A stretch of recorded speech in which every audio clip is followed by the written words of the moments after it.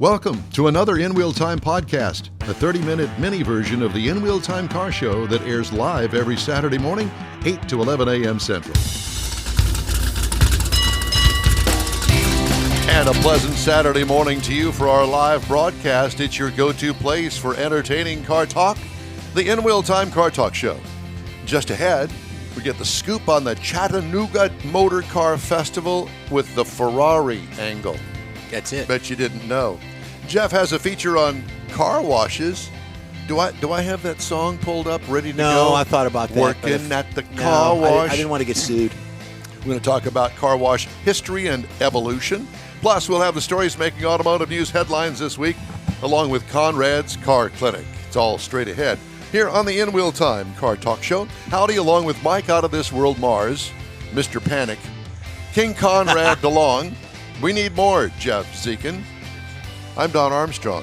Howdy to you, and thank you for being with us today. I'm just looking at myself in the monitor there. Boy, it seems like I need to duck, doesn't it?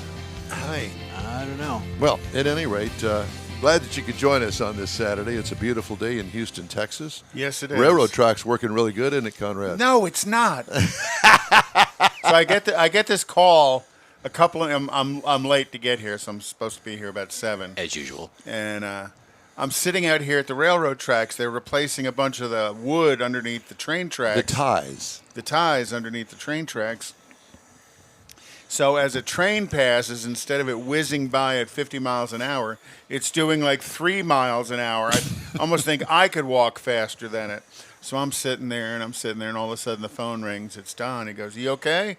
I'm like, "Yeah, I'm sitting out here at your rail crossing, counting cars.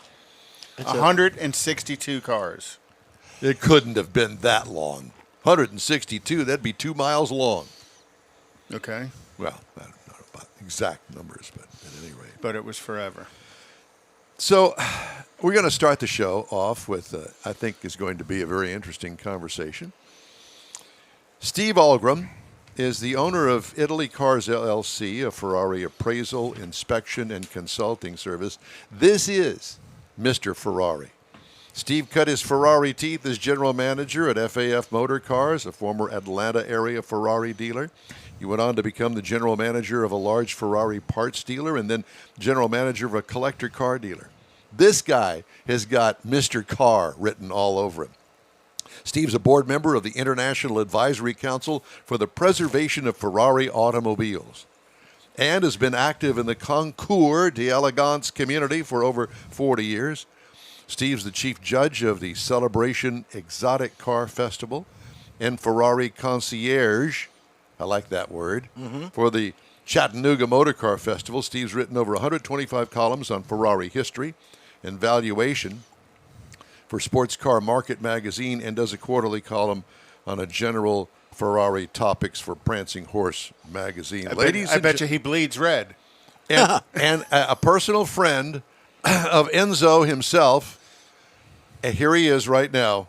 It is Steve Ahlgrim. Good morning, Steve.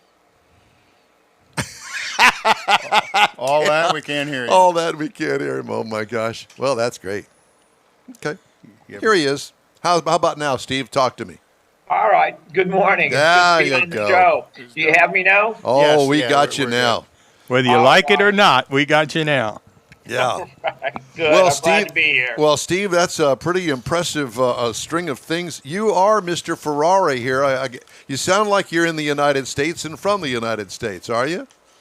Yeah, I am. I grew up in the Chicago area. We moved to Indianapolis, then we moved to Atlanta, and then to Fort Lauderdale. I followed the sun. The sun. Well, there you go. Well, Steve, how in the world did you get going on Ferraris? What was the attraction for you?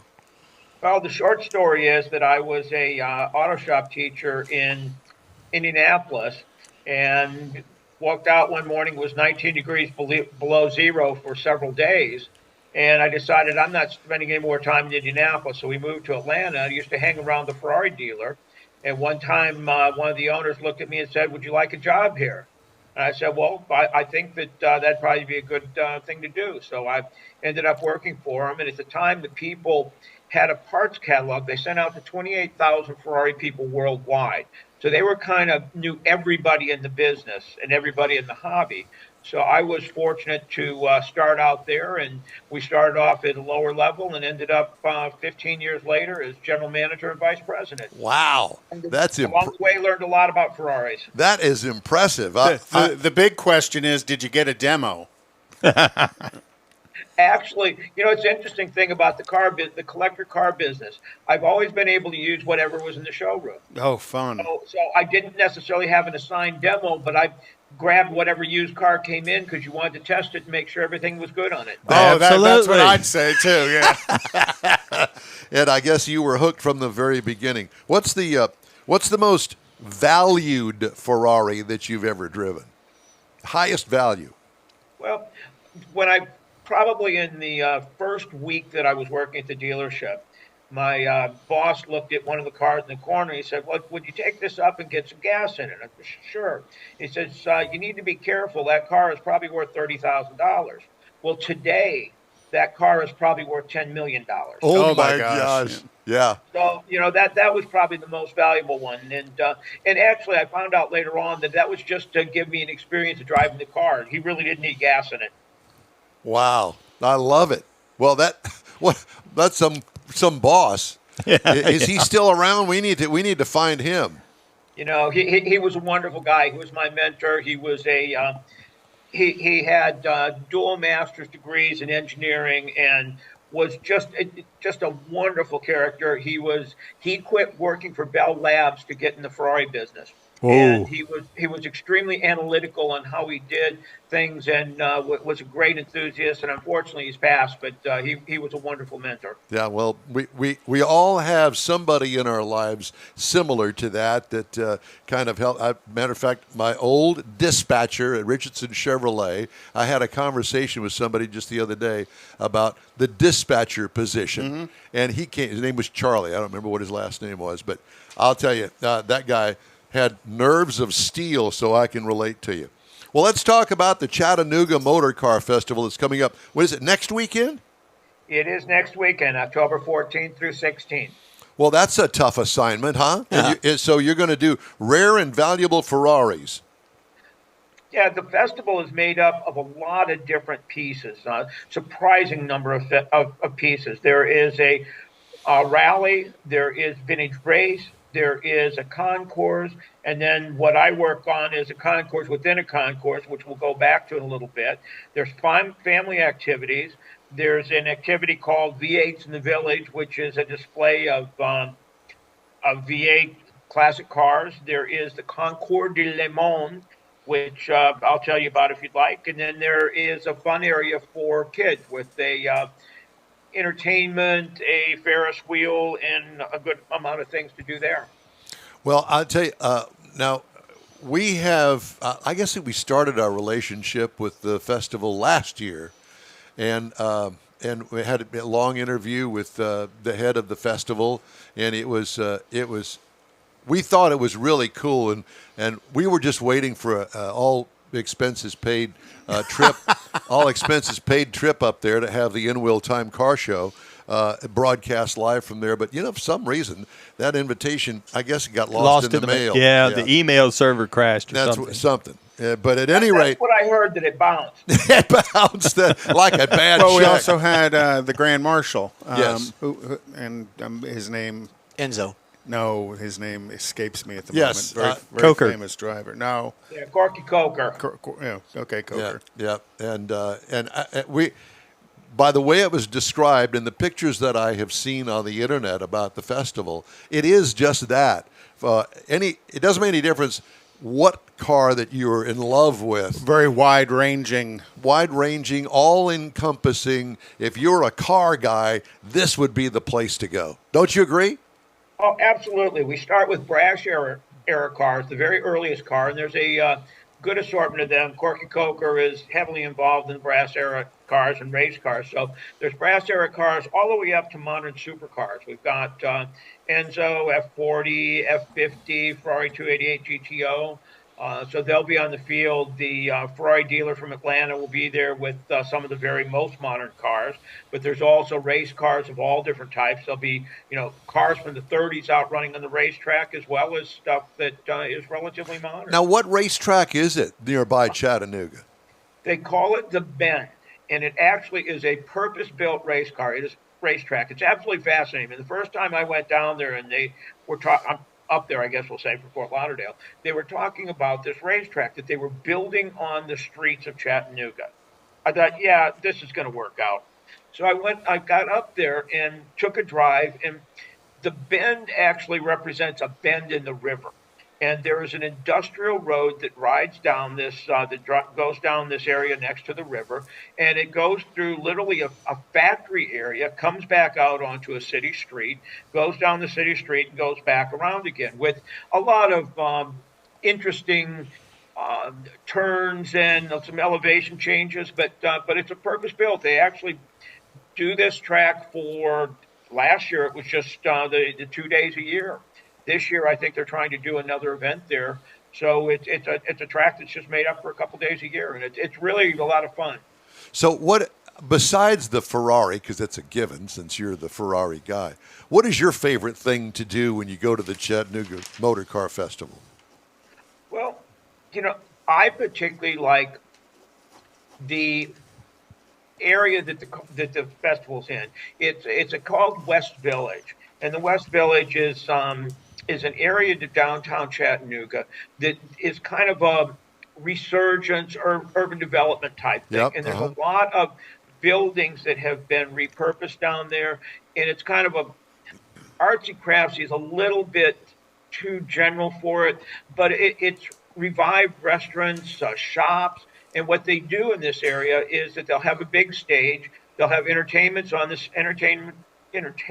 stage, they'll have panel discussions, and then at night they'll have a band and people be walking around, and you could literally walk steps from the hotel, the main hotel, which is the Westin, and you're in the middle of this festival. So that's one of the things that I like, is be able to walk out, grab lunch, grab dinner, and walk around the village. Well, let's just face it. I mean, Chattanooga is a fascinating, wonderful, beautiful little town. And it's a destination place that most people, I don't think, really, well, at least in Texas, think about. Well, I'm glad that you know something about it, because it really is. I mean, when I lived in Atlanta, we would go up there every once in a while.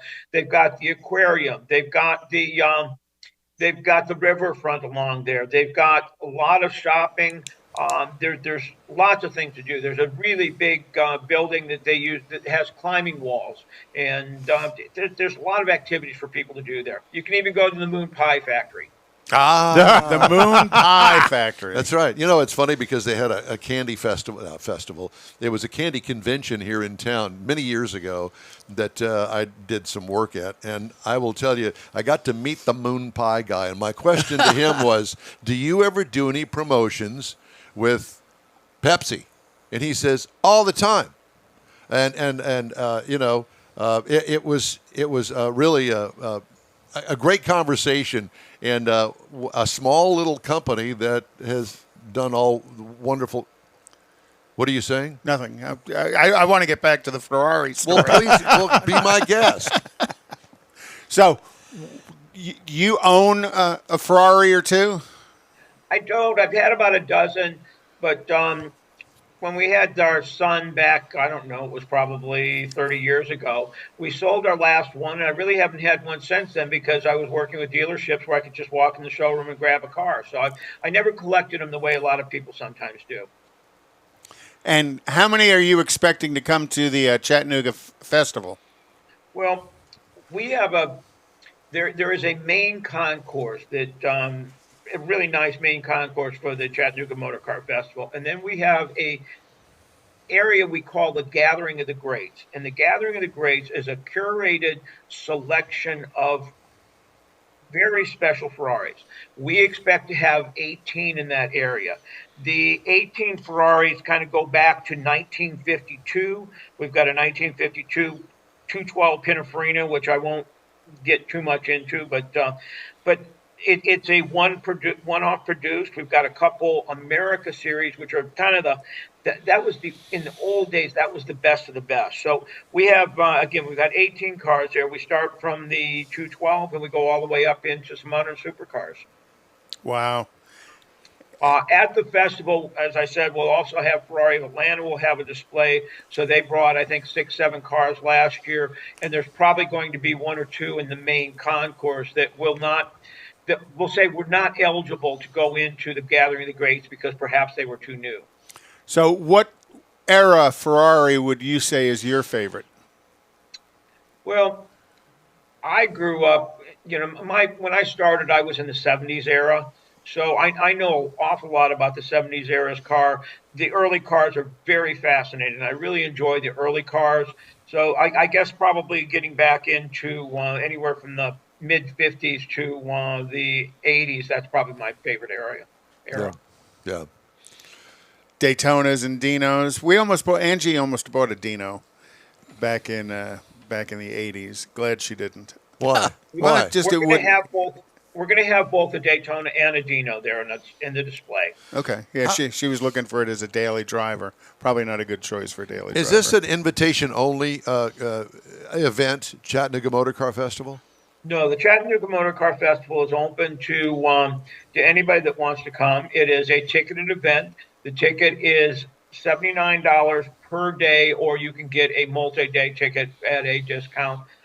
Anybody 15, I guess we'll say under 15 is free. So it is a family event. I mean, we encourage people to bring out their kids and let them experience the automobiles, let them experience the village and the activities going on there. So, it's open to everybody. So the $79, is that for a spectator or is that to have a car in the show? That's a spectator. Got it. That's to come in and view the show. Cars, I think the concourse is no fee. If somebody wants to enter their car in the concourse, I don't think there's a fee. We've got a car club area there's no fee for that. So, displaying a car is free for the most part. So if I wanted to bring my car, I would need to register it, and I guess make sure you would then check it, or somebody would check it, make sure it meets your standards, your qualifications. I mean, you're just not going to let me bring in. Minimum. They're definitely, we do look at cars to accept and accept them based on certain criteria. Sure. Okay. So my 70s Reliant K probably wouldn't be a good fit for the Motor Car Festival. No. We do have the Concours de Le Mans. You can put it there. Put it there. I want to see one all tubbed out with a blower on it. Yeah, that's right. Well, so when does the show open? Is it Friday? It opens Friday. The Friday event is vintage racing, and also the rally for the people who are going to go on the rally. There's a 2-day rally, but the vintage racing goes Friday, Saturday. So you can go in on Friday and start your weekend. When are you headed up there?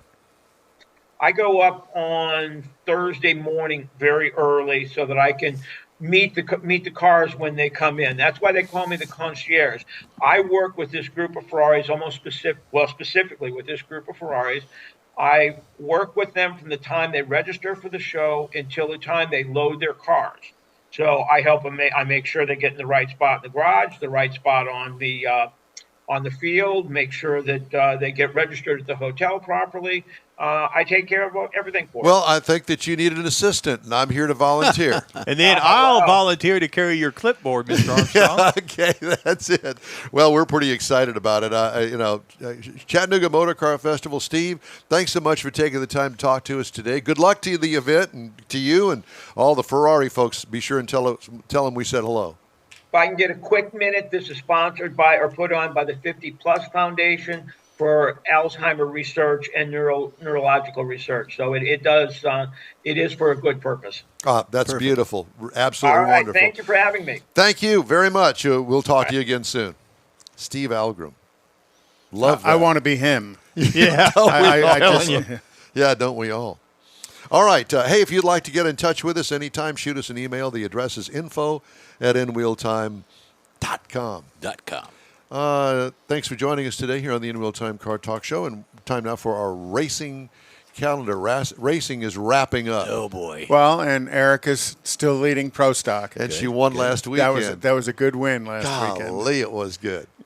Fun to watch. Uh-huh. So next weekend is they're up at Dallas at the Texas Motorplex. I know. I guess what I like the most is, these guys, they know that the car can't beat them, so they try to beat her at the light. They can't do that. The red light. Yeah. Well, yeah, because when she's 00, the only thing you can be is minus something. Yeah, that's right. Or don't even show up. I don't know if she's pulled a 000 yet this year, but she's pulled quite a few 00s. I'll tell you what, she is truly amazing.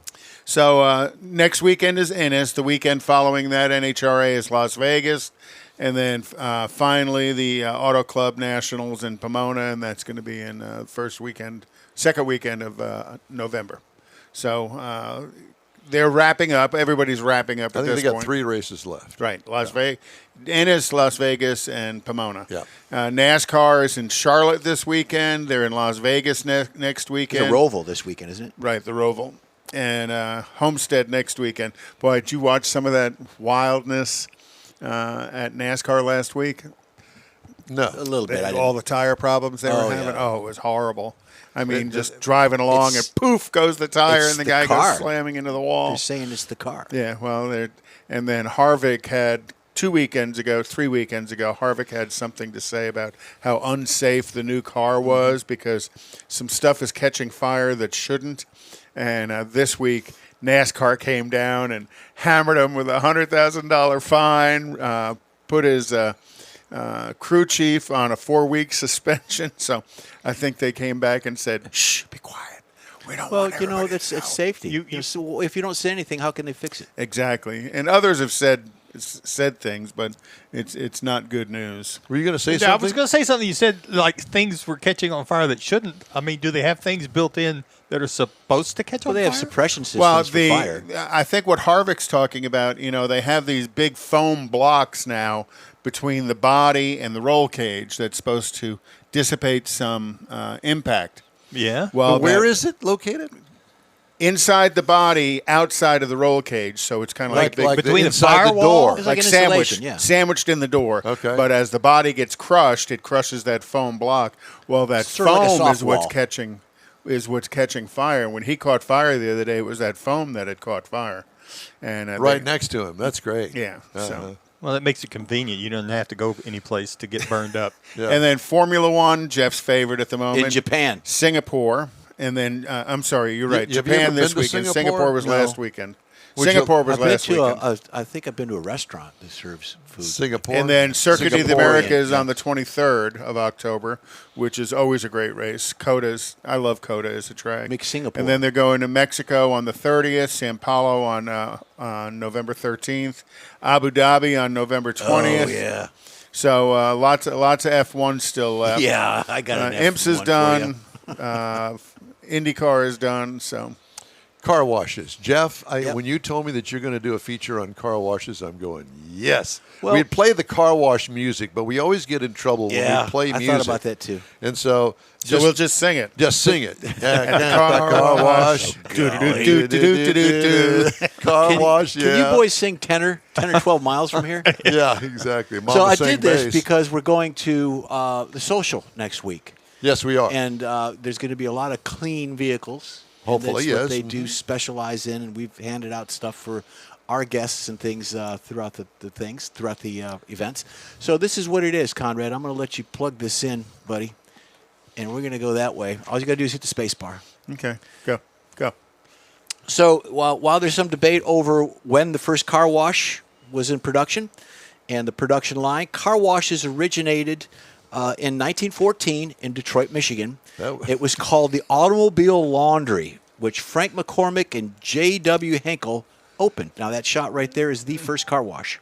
That's it. So you just That's it. roll. It's a roll- wheel- drove in it's a circles. wheel washer. They drove in circles to get the dirt and grime off of the chassis and the wheels. That was the first one. Huh. So at this car wash, cars were pushed manually through a tunnel, which workers soaped, rinsed, and dried the vehicles being cleaned. Each worker had a specific task, which gave the car wash an assembly line feel, sort of a pseudo type. In 1940, the first automated conveyor-style car wash was opened in California. everything happens in California. The new style car wash, called automated, had a winch system that pulled the car through the cleaning tunnel, but they still had the people in the tunnel doing the soap, the rinsing, and the washing itself on the vehicle. So it wasn't really automated. It just rolled the car at the through. time, in 40s, it was considered automation. In 46, Thomas Simpson brought new technology to the car wash and introduced the semi-automatic car washing system that included a conveyor belt moving the vehicles through the wash with an overhead sprinkler. Washing vehicles and a 50 horsepower air blower for drying the car, which is the same horsepower for my hairdryer. For both hairs? Both hairs. Both hairs. I stick them out the window. Uh-huh. So car washes continue to evolve. There's various options available everywhere from self-serve to full service. There's some good ones here in Houston. Car wash technology continues to progress, meaning that they're environmentally friendly. They got milder soaps. The technology requires less water. And they reuse the sometimes water, yeah. 95% of the water is sometimes reused for future washes. Now, here's a little fun fact that we're going to end this on. Okay. The Guinness Book of World Records officially named this car wash the longest. And this was back in 2017. Don't you be Googling it. It is 85 yards long, and it has every possible car washing tool to be applied to your vehicle, be it brushes or soaps or all that good stuff. Maybe a little hairspray on it. The over-the-top amount of brushes, scrubs like never before. Do you all know where it is? No, I don't. This car wash is at a Buc-ee's. Oh, is it the one in Katy? Katy, Texas. Yeah, 85 yards long car wash. 85? Yep. Yards? And it's the official 85 yards. It's officially the longest car wash allegedly in the world, but I'll just say in Texas. So there you go. I just had a little video that I was going to show Conrad about a car wash, but apparently he didn't want to see it. But that's okay. Well, is this Buc-ee's down here the one in Katy? In Katy. In Katy, yeah. That's like a quarter mile long. Yeah, 85 yards. That's what he It said. says That's 85 what he yards. said. Were you not paying attention? Yeah, no, I am. He was I am, paying I am. attention to something But I else. thought you said Guinness Book of 2013. 2017. 17. Okay, I'm sorry. That's when I wasn't paying the that building much was attention. built. Well, you weren't. You were distracted somehow. Distracted. Your video. He was looking at my legs. They're going through the car wash. Yeah. All right. Hey, everybody, that the In Will Time Car Show streams on iHeart, the iHeart app, Facebook, YouTube, and InWheelTime.com. Podcasts are available from your favorite podcast channel. Just wanted you to know that. And the In Will Time Car Talk Show continues right after this quick break. Starting to work on your Christmas calendar? Be sure to add the next Tailpipes and Tacos Cruise-In Saturday, December 17th. You'll want to attend Tailpipes and Tacos Christmas Edition at the Loopy Tortilla in Katy, 8 to 11 a.m. It's the only place cruisers compete for Loopy's Chili Pepper trophies and other prizes. There's no charge to enter your vehicle for Best Hot Rod, Best Classic, or Best Modern Classic. Tailpipes and Tacos is Houston's coolest and most unique cruise-in and is your opportunity to see the best hot rods, show cars, classics, and resto mods. And get Loopy Tortilla breakfast tacos with adult beverages. There's no entry fee and cars will automatically compete for those much sought-after custom Loopy trophies and other prizes. It happens at the Loopy Tortilla Tex-Mex in Katy on the Grand Parkway at Kingsland Boulevard, just south of I-10. It's the Tailpipes and Tacos Christmas Edition, Saturday, December 17th. The In Wheel Time Car Talk Show will be there too. Celebrate the Christmas season with friends and family at Tailpipes and Tacos. Saturday morning, December 17th, 8 to 11. We'll see you then, weather permitting. Gulf Coast Auto Shield is having a car social. Saturday, October 15th, 9 to noon. It's a cruise-in like no other. Expect Ferraris, Lamborghinis, Porsches, Corvettes, and Shelby Mustangs. Get social at this first ever event. You'll also see Gulf Coast Auto Shield's private workshop. Questions are welcomed. Gulf Coast Auto Shield is easy to get to at 11275 South Sam Houston Tollway near West Airport Boulevard, just south of the Southwest Freeway. Car Social takes place Saturday, October 15th, 9 to noon. Tell your friends, bring your car, and enjoy this rare opportunity to see Houston's finest rides. You'll also learn about nano-ceramic coatings, ExoShield for your windshield, and XPEL window tint, among others. The In Real Time Car Talk Show will be there too. Join us for Car Social at Gulf Coast Auto Shield Saturday, October 15th, 9 to noon at 11275 South Sam Houston Tollway, just south of the Southwest Freeway. Visit gcautoshield.com to see the show flyer and all the details. The In Wheel Time Car Talk Show is now part of the iHeart family. Now you'll have access to 24/7 Car Talk anytime you need a fix. Just download the iHeart Radio app and ask for In Wheel Time Car Talk, and there we are. Be sure to save us in your iHeart library for instant access. No matter where you are, you have the best Car Talk show right on your PC, laptop, or mobile device and never have to worry about finding us again. Of course, you can always get access to our video and audio streams via InWheelTime.com and your favorite podcast channel, and all of this is free to you. From the iHeart Radio app, you'll not only hear our Saturday morning live show, but the best shows of the past, updated weekly. Never miss a minute of up-to-date new car reviews, pre-owned reviews, Conrad's Car Clinic, informative interviews, automotive news, and the most fun car talk show on the planet. Just download the iHeart Radio app, search for In Wheel Time Car Talk, save it to your library, and with a tap of the icon, you'll be in touch with your favorite Car Talk team. In Wheel Time Car Talk, streaming now on iHeart.com/In Wheel Time Car Talk.